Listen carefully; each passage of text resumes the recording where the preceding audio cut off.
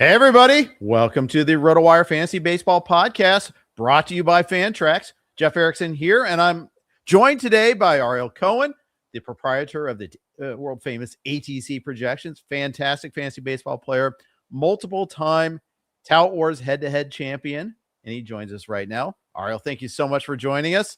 Love having you on the show. Love just talking ball with you. Yeah, likewise. Great to talk to you again, Jeff, and hope you all enjoyed the Super Bowl. Super Bowl 60. I can't believe that. Yeah, I know.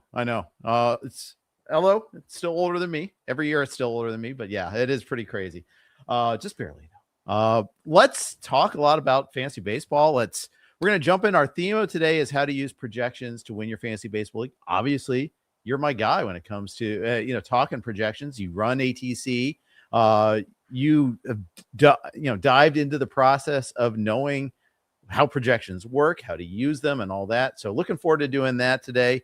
Before we do that, got some big news. Framber Valdez was the last major free agent signing with the Detroit Tigers. 3 years, over $100 million, over $35 million per year. Your reaction? Well, he was definitely the top draw of the market, and he got paid. I like the location that he's in. I think Detroit is a great spot, and he's got a fantastic 1-2 punch the Tigers have, I should say, with Framber and Terry Skubal. For fantasy value, if you had drafted previously like I did and gotten some shares of Framber, I think the shares only go up. His price goes up, and he's well worth it. He is a workhorse. He has one of the top innings, maybe number 1 or 2 over the last 4 years, 170 innings plus in each of the last 4 years, a couple of 200 inning ones, strikes out a ton, great control. I mean, this is a fantastic fantasy pitcher that always goes under the radar, to be honest.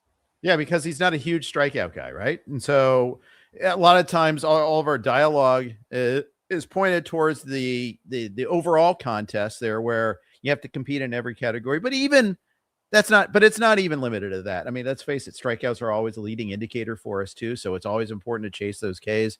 And so a guy like Framber, there's a few other pitchers. Max Fried, I feel like, is always in that kind of cut in that same sort of way where he doesn't necessarily get the love of some of the other pitchers. Although I think he is getting it this year, because not a huge strikeout guy, he throws hard, but he doesn't throw 100.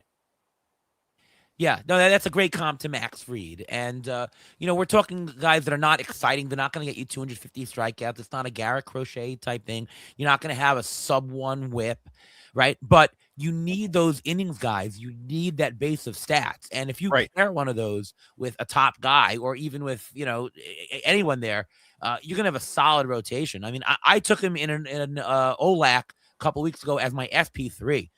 I'm just excited to have that. Yeah, I would be too. That was, pre-signing, so that worked out pretty well. So yeah, absolutely. I like that there. And I think it's the other thing is maybe because they're not quite max effort, because they're not quite, total burners. That also means they throw a lot of innings, like you alluded to earlier. 192 last year, 176 the year before, 198, 201, and 134 when the first year he became a full-time starter. But the thing is, that's just regular season innings. This is the first year he's coming off a year where he didn't have postseason innings. Right. So maybe he's got a little bit more in the tank. Yep. I'd say that as long as he does not double cross his catcher like he did in Houston that game. I think you should be great. Tigers, I think, have a lot to look forward to. I mean, I'm assuming that the Tigers, if they're in it, will keep Skubal for the rest of the year. You don't know. Did they get Framber for insurance in case they want to trade Tariq? I don't know. But if they do get to the postseason, I mean, you can't think of a better 1-2 punch to have at the top there. Agreed. And I agree with you. I don't think they trade Skubal at all now, even though they lost the arbitration hearing with him and are paying him $32 million this year. I think they know that this is probably last year of Tariq Skubal, because he's a Boris client and Boris likes to take him to free agency, and they're probably not going to win a bidding war. Stranger things have happened. It could happen. They landed Framber this way. Who loses out? I know there was some news about, Reese Olson not being ready for the start of the season. There's, the fantasy baseball community has a lot of Trey Melton fans out there, but they also have some other options like Grant Anderson, who they just signed this offseason as well. So they have options. Kiter Montero, for crying out loud. But I tend to think that you look at what Detroit does there. Olsen's not going to be ready for the start of the season, so I think Troy Melton will be the guy that stays in the rotation for now. And it wasn't Drew Anderson. Drew Anderson is who I was thinking of, who signed from the KBO, but they have some other options there. Obviously, Flaherty and Mize are going to be staying in the rotation. Yep. No, I think you're right. And I think what this does is it actually helps out the bullpen because he gives you innings, he gives you length, so you don't have to go to that bullpen. And by the way, that's a heck of a bullpen. You got a bunch of relief pitcher options that have closer experience with Kenley and with Finnegan and with Vest. So that's a loaded bullpen, and now they're going to have some length in their starters. Right. So yeah, I'm happy about that. Perfect segue to my next topic, Kenley Jansen. Comment from AJ Hinch is that they have a number of guys that can get saves. Number one will probably, but we all know there's one guy chasing a historical number. He's going to get the first dibs in Kenley Jansen. But you mentioned they've got Finnegan, they've got Vest. Both have had their moments with Detroit, and Hinch likes to mix and match. At least he has as his tenure as a Detroit Tigers manager at the very least. How do you see that bullpen playing out? Well, you're going to give Kenley the first shot. I mean, he's the veteran, and he can get the job done. He was fantastic last year, sub-3 ERA. So he's definitely the guy. But I think that Vest is an underrated asset. I think that if they did not have Kenley, they'd be absolutely fine with going to him. And Finnegan, again, with experience. The closer role is about experience. It's about the moment, and you have that. The lefty in the bullpen is Tyler Holton, so he's going to be the mix and match with the lefties. You're not going to see him close, but he's going to come in whenever you have those lefties. And that's pretty much that's the top four, I think, of the bullpen. This year's closer pool is kind of unique. I was listening to Eric Halterman and Jason Collette the other day talking about the Tigers because I think Jansen needs 3 saves to get to third all time on the saves list there. After that, all bets are kind of off. But, it just there's not that many closers that are firmly cemented in their job. I feel like this is becoming a continuing trend where fewer and fewer teams are using that one capital C closer, and some don't even have a lowercase c closer. I think we got like 17 or 18 or so that I feel like we're locked in with the job right now. Yeah, I played in OLAC the other night, and closer prices were absolutely ridiculous. We're talking $27, $26, $25, $24 in an auction for the top, 10 closers. I got David Bednar, maybe the 10th closer at $23. It was you got to pay to play. NFBC owners who are obviously the season starts in over a month from now, they don't want to chance it. I mean, the bottom of the closer pool is awful. Do you want Victor Vodnik as your closer? I don't know. Never Rocky. Rocky. Do you want Robert Garcia? What's the situation in the Angels bullpen? Stevenson, Yates, who knows? Do you want a Washington bullpen guy? I don't know. There's so many question marks, and there isn't a top guy. And then you have teams like the White Sox, Sir Anthony Dominguez, who probably is the guy, but how many wins are the White Sox going to have?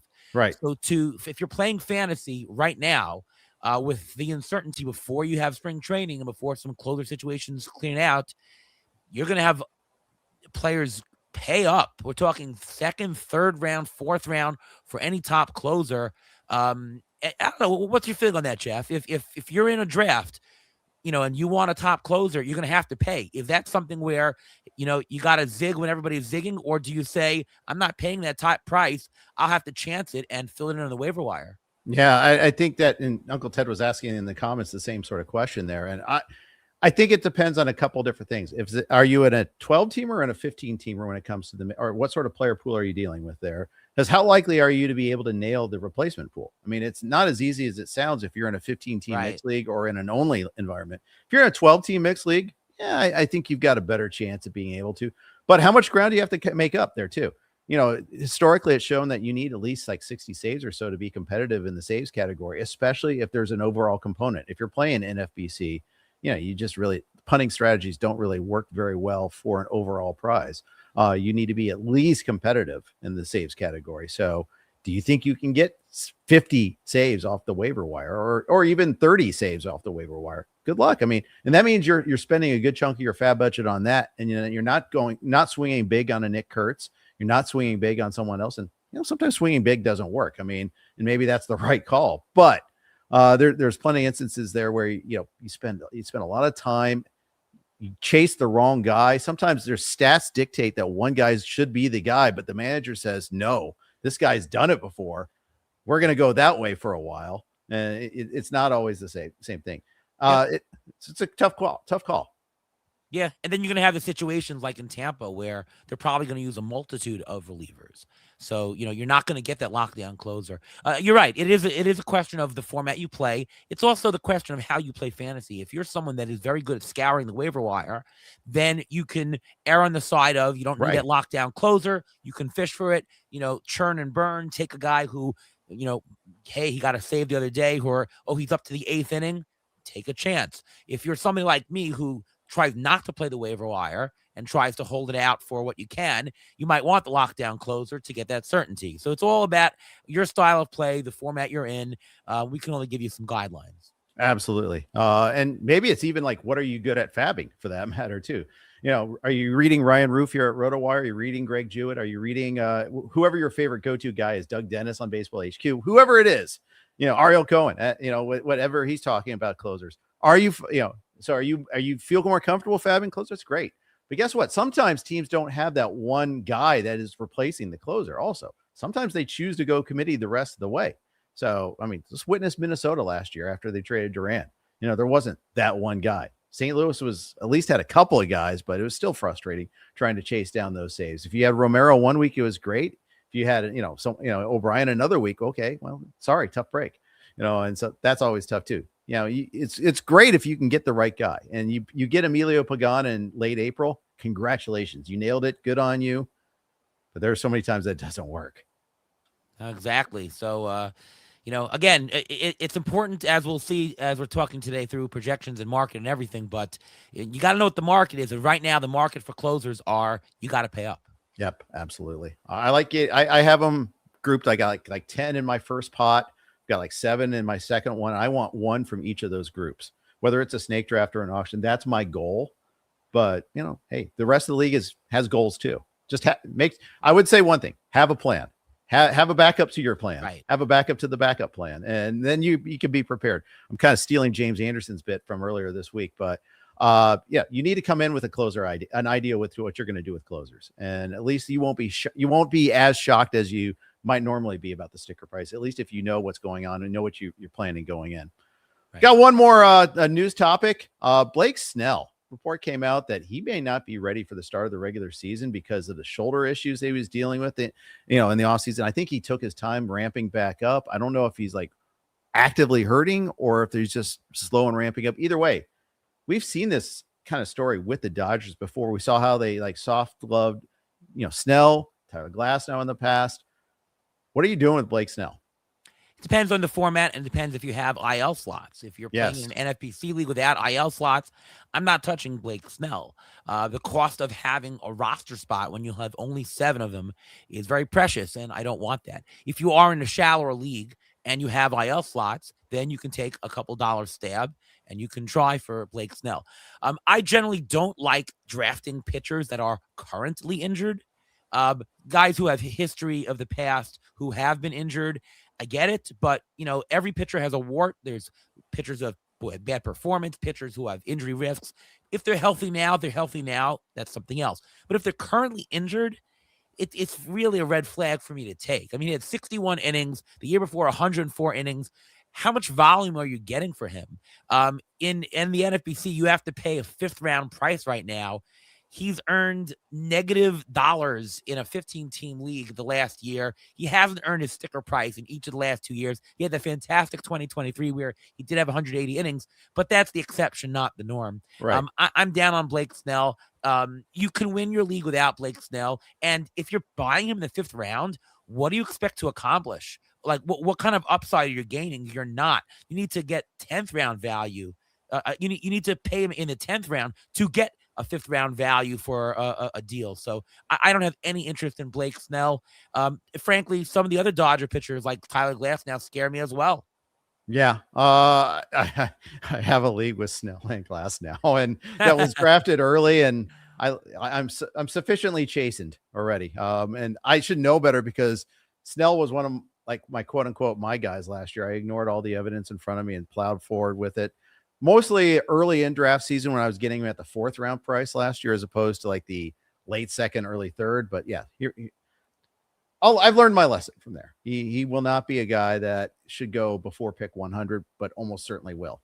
So Yeah, there we are. Roki Sasaki might be in the rotation. I mean, that's a name. He and Sheehan both, right? Sheehan, both of them. I mean, those are names. If you want someone out of the gate, if you happen to have Snell and Sasaki somehow available, if you're in a shallower league, that's a good name to stick right in. Yeah, absolutely. Absolutely. Before we get into the meat of our topic about how to use projections to win, got a quick note from our friends over at Fantrax who are sponsoring this podcast. Fantrax is the most customizable fantasy platform in the industry, offering the greatest fantasy experience for your dynasty, keeper, redraft, and best ball leagues. Coming from another service, Fantrax makes it easy. Fantrax can import any of your current leagues and customize it if needed. Fantrax offers the most in-depth player pool in the industry, including minor league players. Do you need a customizable commissioner service for your fantasy league? Fantrax offers more customization than any other platform. Waivers, categories, scoring system, schedule. Fantrax offers custom solutions for all that and more, and it's all free. Sign up for free today. Simply go to fantrax.com/rotowire and sign up today. That's fantrax.com/rotowire. Fantrax, the home of fantasy sports. I've played many, many leagues on Fantrax before. I got a golf league there. I've got a basketball league there. They're great. They do great stuff. We always appreciate them sponsoring us, but I do run a number of leagues there. It is really good stuff. Here with Ariel Cohen, our topic of the day is how to use projections to win your fantasy baseball league. Who better to talk to than Ariel Cohen? Runs ATC projections. Ariel, first of all, before we get into the inputs, before we talk about how to use these projections, what is ATC projections? Well, ATC is the average total cost projections. It's an amalgamation of other projection systems. It's a smart average of some other projections that we use. It's a wisdom of crowds method, if you will. There are other projection systems that are fantastic for homers, but not so good for stolen bases. They're good for pitcher strikeouts, but not great for walks, and so on and so forth. So I have studied and I do an experience analysis on a bunch of other projections. And I have amalgamated them in a certain smart way that you take the best and the brightest of each of them. If you take any one projection, who knows if that's really the true measure of a player, right? They might tick us, pitcher velocity might be big and okay, that's great for certain things, but they won't pick up some other thing for other players. But when you use a compilation of a bunch of projections and a bunch of methods, right? Because every projection uses a different method, then you're going to reduce parameter risk, the measure of a true talent of a player. The risk that you're wrong is minimized. And what ATC does fantastically is if ATC says that a player is undervalued or a player is overvalued, it's usually more right than anybody else. Now, it's never going to give an outsized projection because since you're averaging everything else, you're never going to get, oh my God, Aaron Judge is going to hit 70 homers. Cal Raleigh is going to hit 60 homers. It would have never projected that ever. You might have other projection systems that could do that, but ATC won't. But ATC will have a higher hit rate. If ATC says, buy this guy, he'll earn money. Maybe he won't earn $10 on it. Maybe ATC will say he only will earn $3. But hey, it actually doesn't matter if you pick him and he earns 10 or 3. If you pick him, you get all the upside, right? And if you don't pick him, you lose all the downside. So if you would have lost your money on making a bad choice, ATC steers you away from it. So that's the value of ATC and how it works. Yep. And you can see ATC projections on RotoWire. If you go to a player page, you can see the RotoWire projection alongside with the ATC projection. And it's one of the things I like. It's a reality check for me because, I have a lot of to say about the RotoWire projection. So sometimes I'm out to lunch on a player and I like this as a reality check sometimes. So it is very helpful for me as far as that goes. Let's jump into some of the components. You said, like, for instance, that some projection systems are good at home runs. Some are good at, but maybe not be good at stolen bases. Let's talk about that a little bit. I've been struggling to find power in recent years. So what inputs do you look at there when you're trying to see, like, evaluate, okay, well, they're pretty good in homers. Maybe they're missing this sort of suggestion there. What sort of things we should be looking for when we're trying to find power? Yeah, well, ATC takes, obviously, all the other projection systems do different things. And the common things that you're going to look for power are who's got better barrel rates, homer to fly ball percentage, elite swing speed, exit velocity, launch angle, just straight up fly ball percentage. I find that for homers, a lot of the StatCast metrics really matter more, which is, for example, the Bad X, Derek Hardy system. He focuses a lot on that, and I find that is really, really helpful. So let's talk about that a little bit more. So, the StatCast numbers, are you referring more to average exit velocity, max exit velocity, number of barrels? What individual StatCast metric is like the thing that jumps out at you like, oh, I need to pay attention to this? To be honest, it's all of them. Okay. I think that, I think that average exit velocity and even swing speed, hard hit rate, I think those are the biggest key ones. But no, you're looking at all of them. I mean, when Cardi takes the StatCast data, he's not looking at any one statistic. He's looking at a couple of them and regressing on all of them. All of them matter. Some matter more. Again, I think the barrel rates and the average exit velocity to me are the two biggest. Okay. Do you have baseline figures for those? Like what do you value as like, okay, anything over this, I'm paying attention to. Anything over subsequent higher number, I'm really like, oh, wow, this is a special player. Or conversely, like anything under this, like, don't bother. Oh, I don't have those off the top of my head. Okay, I mean, that's fine.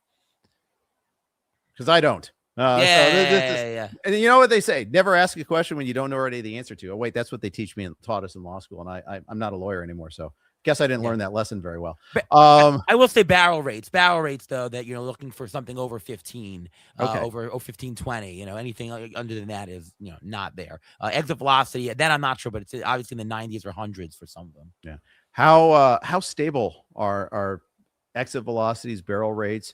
Is there, once a player has like, say he has like 1,000 at bats in his career, is there usually much growth after that?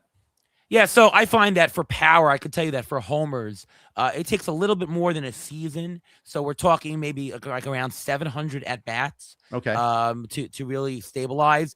It's more at bats than plate appearances because plate appearances take into account the walks. But homers, it's per you're hitting the ball, right? If you're walking, you're not exactly hitting the ball. But yeah, it's a little bit over a season. Maybe it's a season and a quarter. So if a player has 1,000 plate appearances already, that's a pretty good sample size, and you can be sure that have a good idea of his power output. For sure. The category that sometimes vexes me is stolen bases because, it should just be like sprint speed. We know that this guy's fast. Maybe he can get good jumps.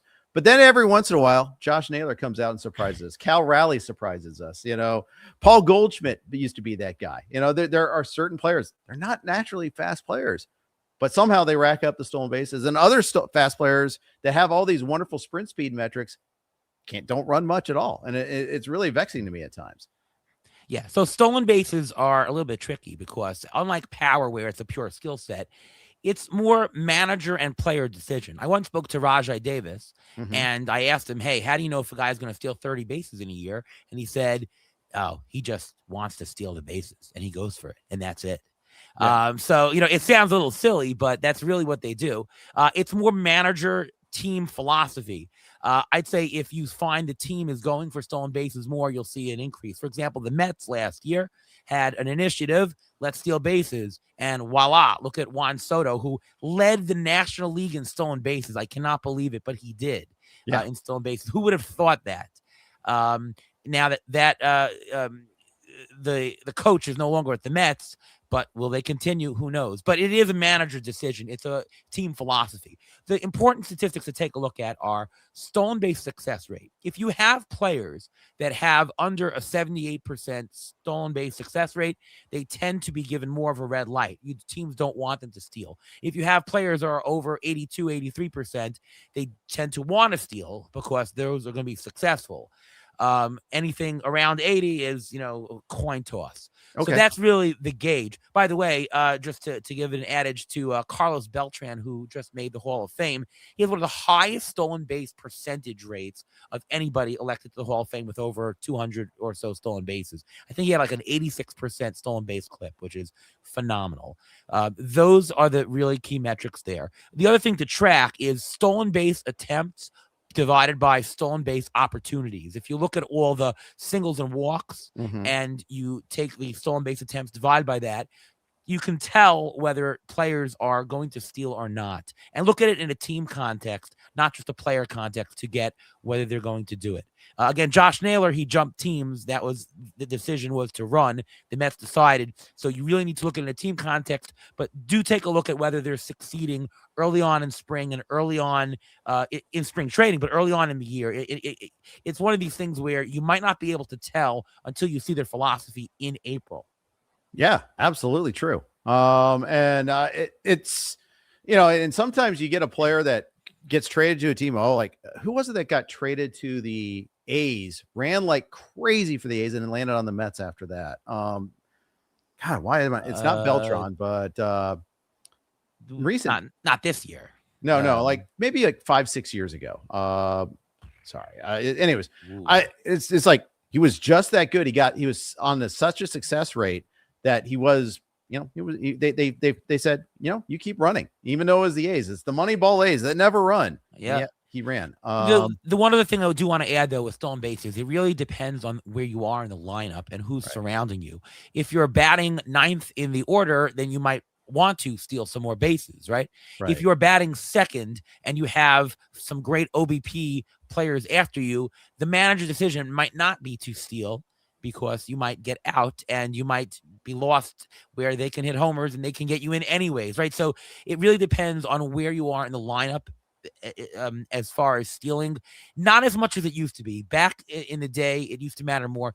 Nowadays, it's players who decide to run. It's managers. It's individual decisions, right? If you're successful as a stealer, they want you to. If they don't want you to, they won't. But it is a component. It absolutely is. I'm going to spend the rest of the podcast thinking about this one. Oh, Starling Marte. That's who it was. Oh, sure. Of course. Yeah. He ran like crazy. He is the active major league stolen base leader, by the way, right now. Fun fact. So yeah, stolen bases are interesting. I think opposing catchers, if you're trying to get like micro for like a week, you start paying attention. Okay. They're playing the Marlins. Agustin Ramirez is behind the plate. Let's go. There's some teams that are like that. Absolutely. Yeah. If you're playing DFS or so, then yes, you do want to look at the opposing team and catcher. Absolutely. All right. Batting average. What are some of the things you're looking for there? I'm looking at contact rate, which is basically your strikeout rate, right? I'm looking at plate discipline, hard hit rate, swing speed is there. But one of the other big things is the split between ground ball, line drive, and fly ball. Players who are having ground balls tend to have low batting averages, right? Line drive hitters tend to have high batting averages. I also look at historical BABIPs.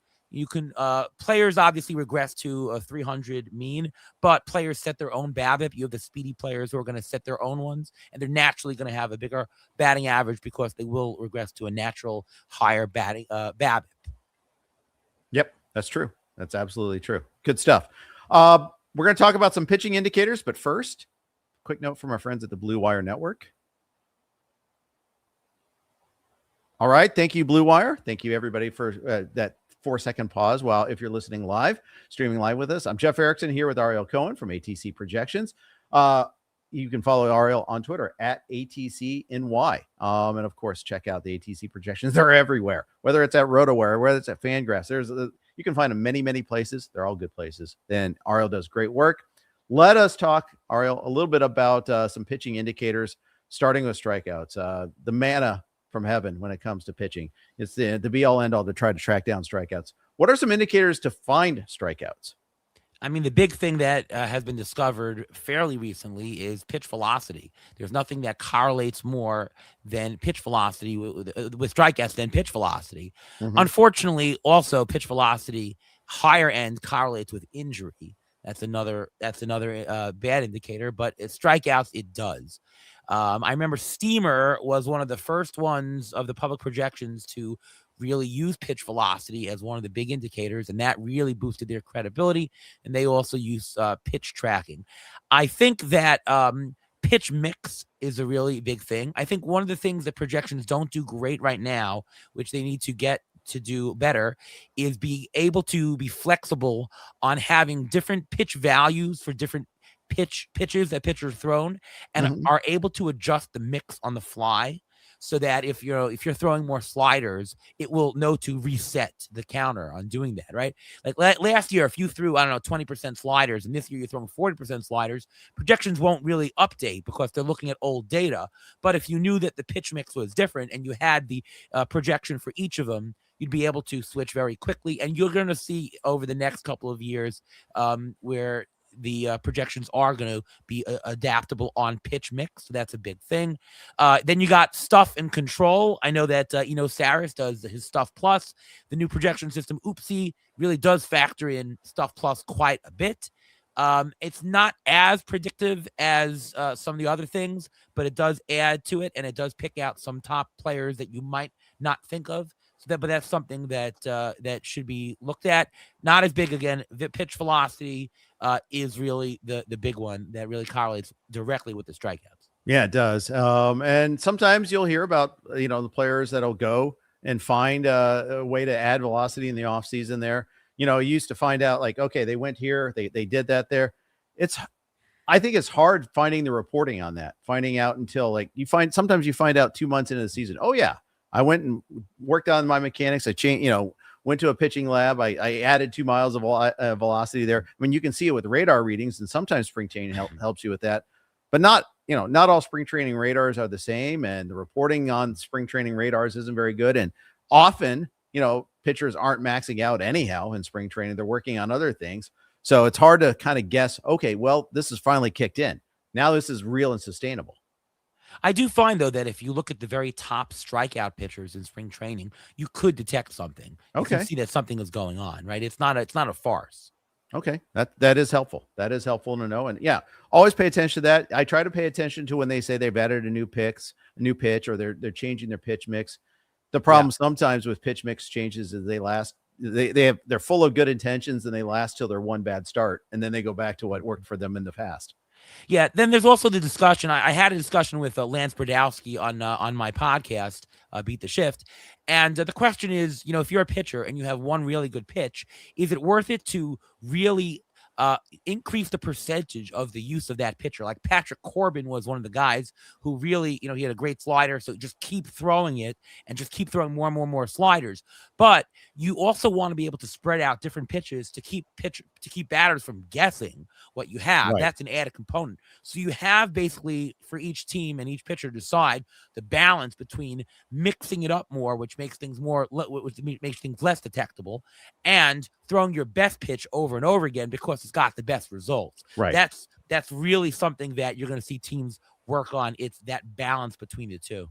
Absolutely. And I think that's really important to kind of dig into that there as best you can.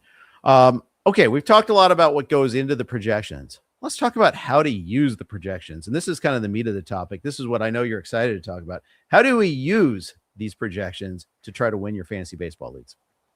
Yeah, well, first of all, if you go to the RotoWire website, they have an auction calculator on there. In fact, RotoWire has great, for subscribers, they have great software that you can actually run your auctions in. You can download it from the site, and ATC projections are embedded in them if you so want to use them. To me, there's two pieces of information, two numbers that you need to use projections, and then how to use them and how to get through them. The first one is the actual value of the player. Even if you're doing a snake draft, I don't care if it's a snake or auction, you should come up with an auction value for each player. Go into the auction calculator on the site. Fangraphs has one as well. Put in your league settings. You've got 12 teams. It's got 5x5. Put the categories in. There's 3 outfielders, 1 DH, whatever it is. Put in your settings. It will then come out with an auction dollar price suggested for each player. Ohtani is 45. Judge is 43. Witt is 42. All the way down to the $1 players at the bottom. Even, again, if you're doing a snake draft, at least that gives you an order, but it also tells you a relativity between the two. You get tiers, right? If you see got 20, 20, 20, and then 15, you know where the tier is. It's not just a rank. That's why I'm suggesting you do the numbers. So you get your auction dollars. That's part one. Part two is get market data. What is the market doing? What are people doing? Get ADP data. The NFBC is a fantastic source of data. They start drafts back in November, December. People pay to be on it, so it's not random garbage. It's real data. Go on to they have great ADP data. Here's the pick. This guy's going number 1. This guy's going 5th round. This guy's going 10th round. And take that.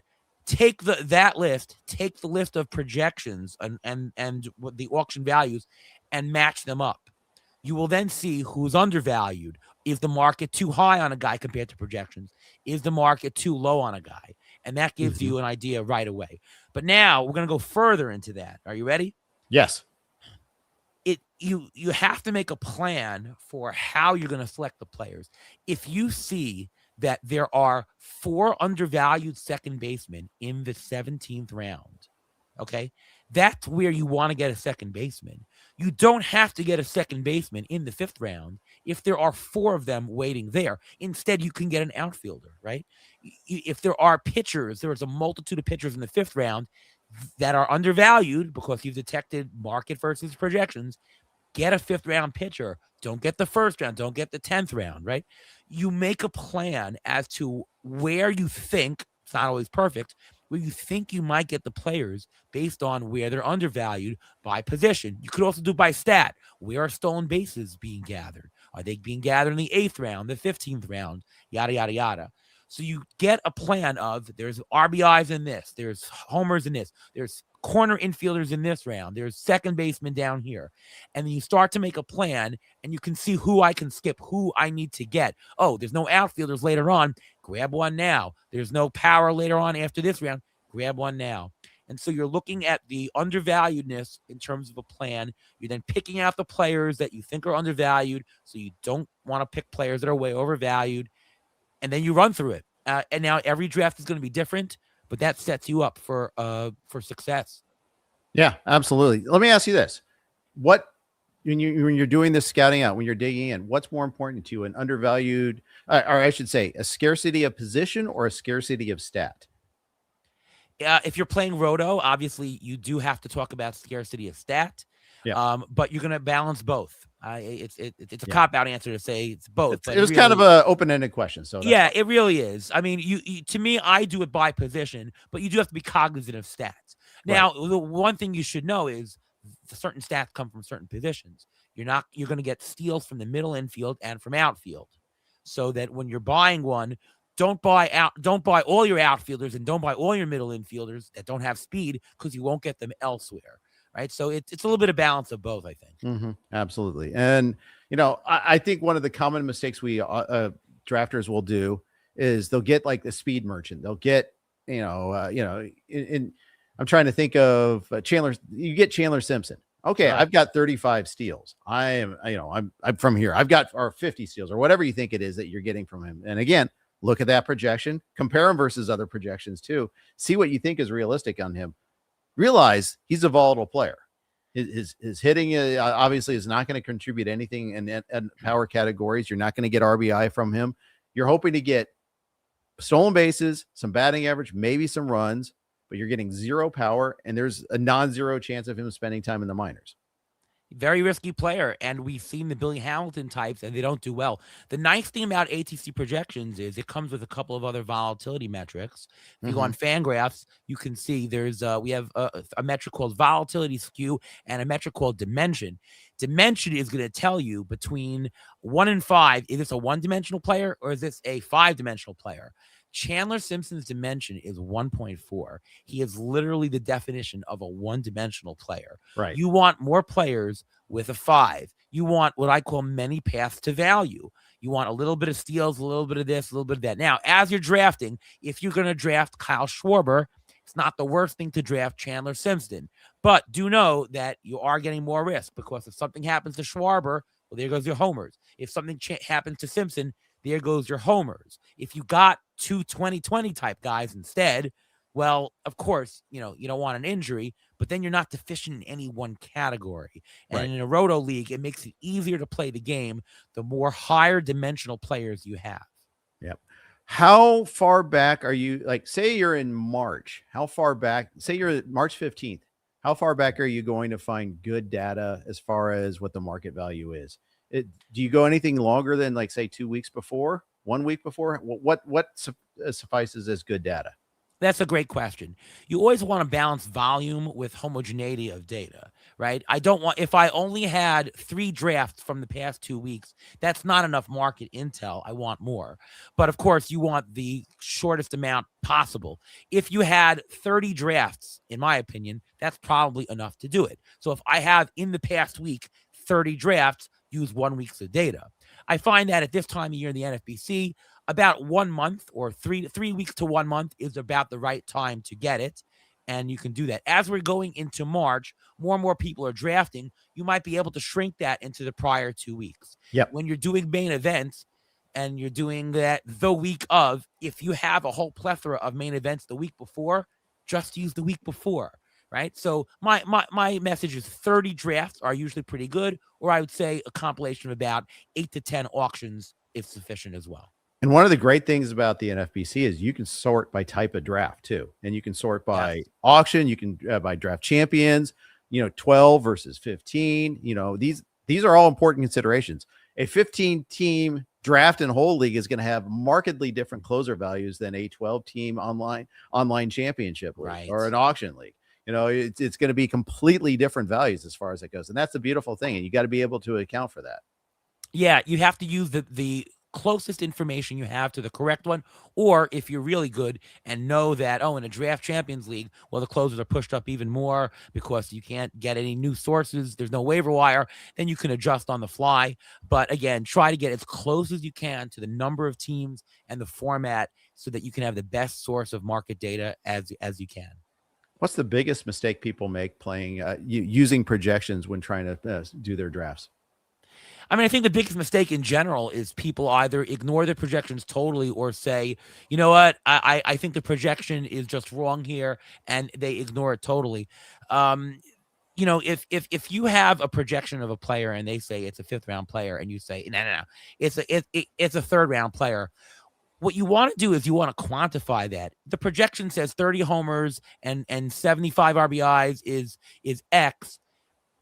If you want to say, okay, he's not going to get 30 homers, my eye says he's going to get 35, that's fine. But value what those numbers are. Take an auction calculator and see what does the extra 5 homers give you in dollars. Is it a round? Is it 3 rounds? Don't just go off and make your own assumptions. And I think the mistake people do is they say, it's worth another round, where it's probably worth just like 2 or 3 picks. Yeah. One of the common mistakes I've personally made is I feel like I like a guy, I've done some research, but my projection or maybe not even my projection, but projections say otherwise. And I'm like, what am I missing here? And I'm like, it's fine. It'll be fine. No, it's usually not fine. Usually the projections account for something that I have not accounted for. And I think it's important when you have an outlier. Sometimes you're right. Sometimes you have to believe in yourself. Other times though, you have to do some digging and say, okay, what do they know that I don't know? Because chances are it's something. I think it also matters on the type of thing that you're seeing. If you think, no, this guy is just going to have a great year, he's just going to hit harder. I know he's improved. Last year was a down year.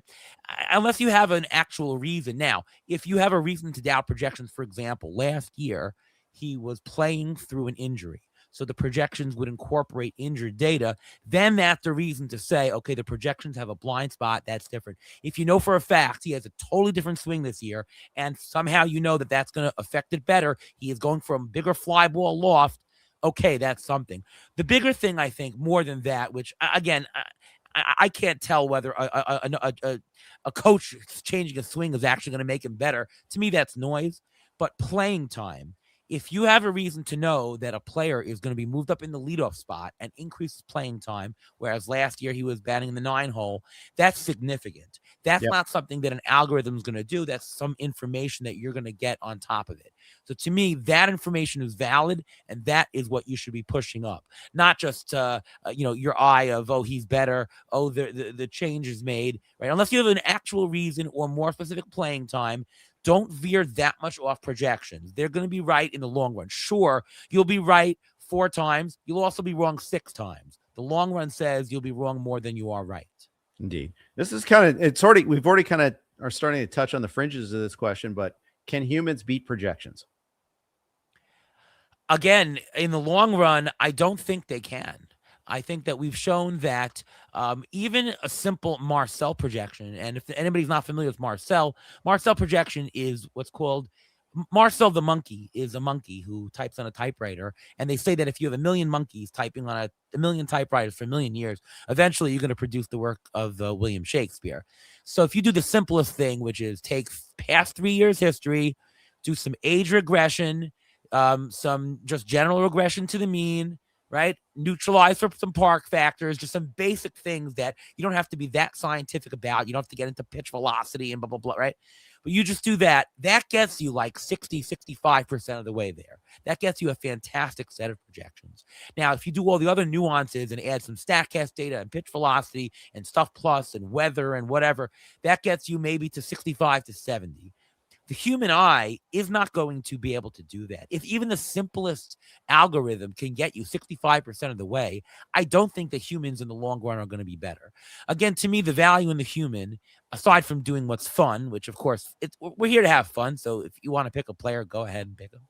Yeah. But if you have reasons to know that the projections don't have this included, oh, the projections didn't see this, this is the blind spot, that's where the humans go. It's not doing what projections do better, it's calculating what the projections have missed because the projections can't see it.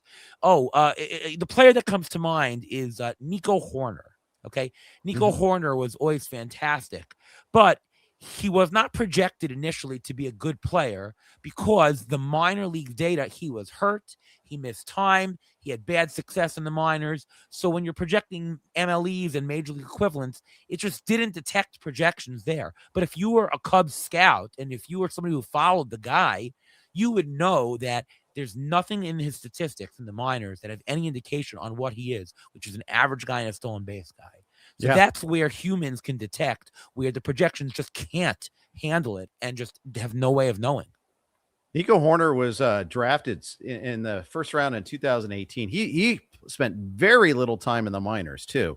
You know, COVID did a little bit in terms of him. Like COVID, right? Yeah, because remember 2020, he played 48 games that year, and you know he had a 571 OPS because he had gotten called up at the end of the 2019 season. There was no minor leagues team to send him to during 2020, so he just muddled along that year. And it kind of changed who we were about that. So yeah, knowing the context there is so super important. Yeah. The other thing I want to point out is that projections are very good at taking history of what has been done and then studying it and saying, well, because it's been done in the past, here you go. Players who have played for 5 years, who we know their true talent, minus an aging curve of, the 30, the 31, they're aging. Projections do really great. The old boring guys, George Springer, those guys, humans are terrible at. Humans think, oh, George Springer's going to break down, old boring guy, forget it. But projections keep saying, keep buying the old boring guys and you're going to be rewarded. It's not just knowing where projections are wrong. You should also know where projections are right. Yes. And where humans are very wrong. That actually is even more valuable because then you could really find an advantage by getting these old boring guys and sticking with them. Absolutely. Kind of segues into my next topic, like the guys that are hard to project. For me, there's a couple categories. One, player that has very limited minor league experience, burst on the scene to the majors pretty quickly, either had a lot of success or struggled and failed a little bit there too. You know, you look at, for instance, there just, Nick Kurtz, he went so crazy, got to the majors so fast. What does he do for an encore now that scouting reports are going to be better on him? He's been around the league a couple of times. Or is he personally going to improve even better? I think that's one category of player I find very difficult to project. Yeah, I mean, number one, like we said, is minor league players who don't have the track record very, very hard. And you'll most often see projections take the under on them. Marcel, we talk about Marcel. Yeah. Marcel's default is for any minor league player to project them as the major league average. Like Marcel has no idea what to do with literally anybody in the minors. Then you have some projection systems who use major league equivalents. They're not as great. Sometimes they translate. Certain skills translate. Some speed translates, right? You don't have, when somebody is striking out 50% of the time in the minors, okay, that's going to translate poorly. But it's often hard to project the actual the actual walk rate in the majors. Play discipline changes, right? You're playing against different caliber pitchers. Certain things connect. Power, right. You don't have players hitting 70 homers in the minors, right? You have to sort of project power and power growth. People grow in the majors. Take a guy like Ketel Marte. Ketel Marte came up as a speed guy. Remember Todd Zola was saying, I love Ketel Marte. He's just going to steal 40 bases. And what did he become? Doesn't steal. Now he hits for power because that power grew. So player profiles change, and that's why minor league guys and guys that come up are really the hardest to project. To me, the other hard one to project is the injury guys. Yeah. Who can tell if they're injury? I mean, Jacob deGrom. I mean, what are you projecting from this year? To me, you know what he is, but is he going to be healthy? Is the playing time? Playing time projections are the toughest. How do you know, is Trevor Story going to have 600 at-bats again? Who would have thought that, right? Right, exactly. This is the year Mike Trout's going to have a full healthy season. Sure. Excuse me. Yeah, how many times have we gone through that? And the whole concept of, is a player injured or injury prone? I think those are two different classifications. Obviously, you and Ruben, talk about injuries. Ruben obviously knows his baseball injuries very well. Yeah, it's very handy to have a guy on my show who actually does injuries to get a little bit more inside information, know what to stay away from, what not to stay away from. I remember the best thing he ever said was, I remember Schwarber tore his ACL or MCL, I can't remember which one, and he said, oh, he saw the injury. He's like, yep, he's out, and I predict he's going to be back in time for the World Series. Yeah, and lo and behold, he showed up in the World Series, and there you go. So it's great to have an injury guy on the squad. Absolutely. Third category of player that I find difficult to project: players coming over from other leagues. KBO, Japan, Cuba was really hard because good luck getting real data there, even. And sometimes they the player would have to have spent 3 months idle, not playing at all, just to try to emigrate into the United States there. In many of these cases, so I find those players are very difficult. And every year we're going to have a class of players coming back, either that were born and raised in KBO or the NPL, or former players in the U.S. that went and improved their skills and came back. I think these are both very difficult players to try to project. Yeah, one thing you'll notice is that whereas a lot of players who come over in leagues, I'm talking pure projections here, you're going to see some projections project them for a fantastic ratio. Take Tatsuya Imai. Some projections are going to have them sub 4, some even like sub 3.5. But you take a projection, I don't know, let's say like Derek Hardy's projection, they don't know what to do with foreign players. They're projecting like a 5 ERA, right? You just don't know. I remember it was last year or the year before, like Roki Sasaki, or Yoshinobu Yamamoto, just such a variance in what people are projecting because they don't know what to do. The thing is that there is an equivalent for Japan or Korea, to come over, and there are equivalent, but it doesn't mean that the players hit that in their first spot. I mean, it takes a year or so to get used to the ball, the regimen, the number of pitchers that you're thrown, everything. Players might not hit their actual stride for another year. I mean, look at Shohei Ohtani. He was not a fantastic player the first 2 years. It took him some time, but obviously we know what he's been doing. Yamamoto also he was okay the first year, but he's really blossomed the following year. So it does take the time. I'd be cautious, especially with pitchers coming over. If hitters too, I'd be cautious to undersell them, especially in their first year. But in their second year, once they've gotten used to it, I actually would revert more back to the equivalents, and you can trust some of the old stuff a little bit better. Yeah, to illustrate your point too, like Yu Darvish, for instance, there. Yeah, remember how he couldn't buy the strike zone? Oh, and a lot of times it's because major league umpires weren't used to his repertoire of pitches. Kodai Senga with the ghost fork. I mean, he struggled to get calls. He still does, actually, for that matter. But because it's a different type of pitch, you pitch a different type of way. It's not even like a pernicious like hazing sort of thing. It's just it's unfamiliar to me. Okay, I'll call it a ball. And that I think that happens a little bit there, and I think that's something. How about players like, that are coming over, that are coming back? And, Cody Ponce, for instance, this year is one guy I'm thinking of. But sometimes these players improve their repertoire. They add velocity. They change their pitch mix. They have a taste of success, and they come back as a changed pitcher. I like those. I actually prefer those. The guy that comes in mind from, I don't know, maybe 8 years ago or 10 years ago was Colby Lewis. Remember him? Oh, yeah. Absolutely. And he came back, and he was like a 10 strikeout and outing type of guy. That, to me, is a guy who had the major league experience, then went away, got the actual skills, came back. I'd rely on that adjustment a little bit more than just a guy who's never played in the majors before and who's just coming over, because they have the regiment, they have the skill and doing it. And again, you can't translate, the 1 ERA that they're going to have in Japan, but they are going to be effective pitchers. They know how to go deeper into games.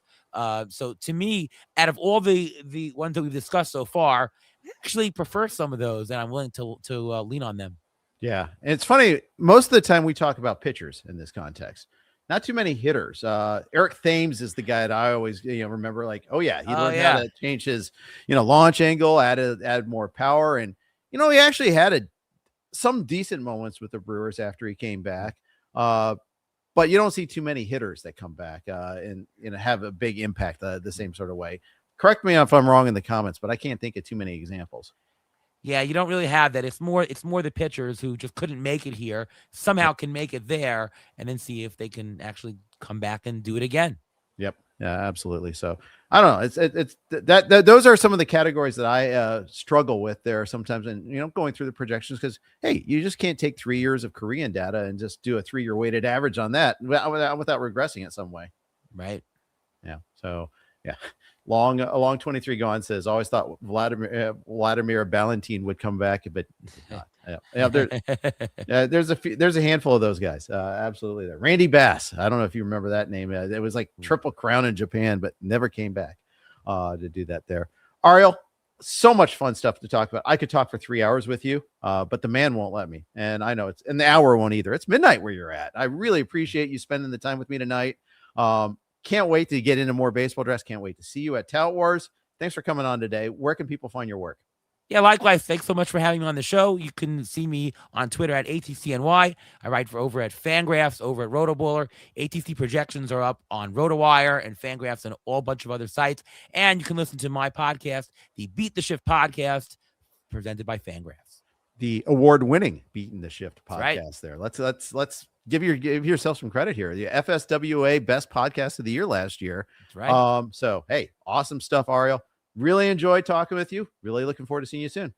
Thank you so much. Ariel Cohen, everybody. That's going to do it tonight.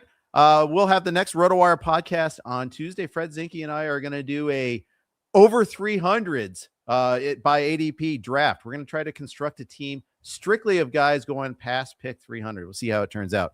Thanks for listening, everybody. Have a great night.